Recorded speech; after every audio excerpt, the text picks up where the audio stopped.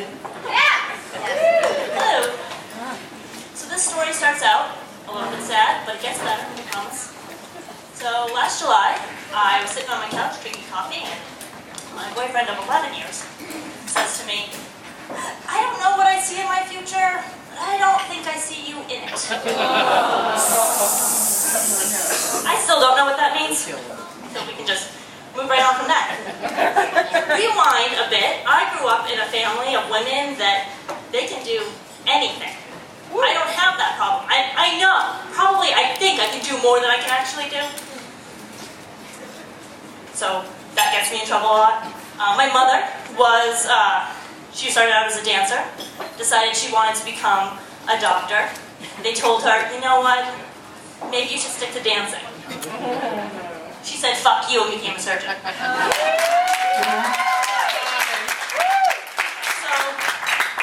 I have this problem where I think that I can do anything that I want to do.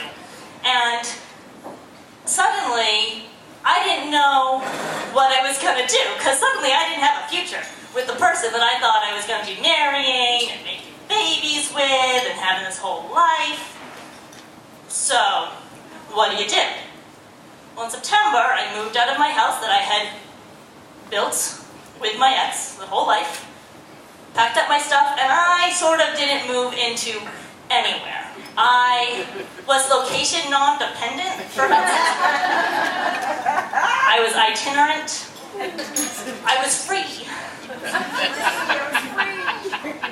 Yeah, I slept on a lot of couches. I had some beds, and I traveled, and I wandered, and I tried to figure out what my future was going to be, because I really didn't know. And I cried every day.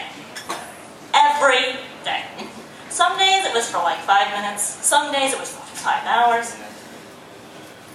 I cried every day until the day that I got laid.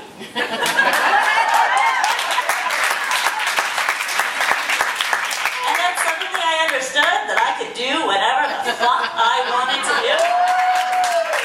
And I didn't need to worry about the fact that this life I had planned on, that this power that I had given somebody else, wasn't a power that I should have ever given away, nor did I ever have to give it away, because really, that's my power.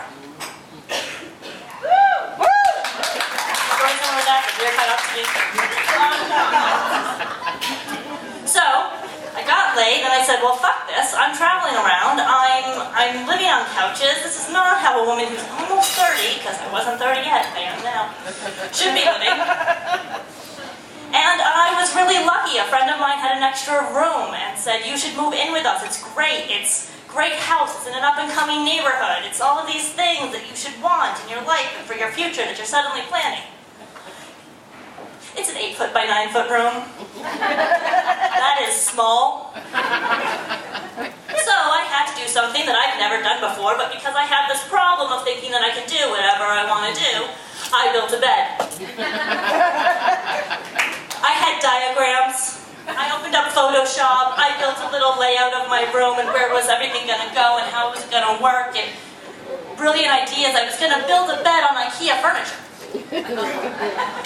I was going to use my dining room table that I had to leave with my ex that I miss. It seats 14 people. I love to cook. So the idea was, I had this idea and I was telling my friends and they all just looked at me like, "You have a problem. You think you can do whatever you think you can do and you can't."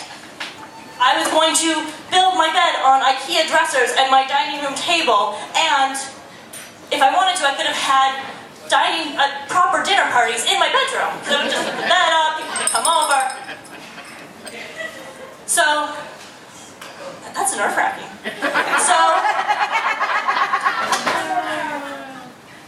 Suffice it to say, I did not end up building a bed on a bunch of IKEA shit in my dining room table and throwing a dinner party. I built my bed, I designed it, I found a plan on the internet, I used power tools, I moved that thing 200 pounds of wood on my shoulder, because my roommates weren't always home when I wanted to make a bed in the middle of the day. And I did it all by myself. But I didn't do it all by myself because I did it with people like my mother, who gave me this problem of believing that I could do whatever I wanted to do, and the friends that have lifted me up and given me back my power, either by letting me sleep on their couch, or letting me stay at their house, or just telling me that, you know what? It's gonna get better.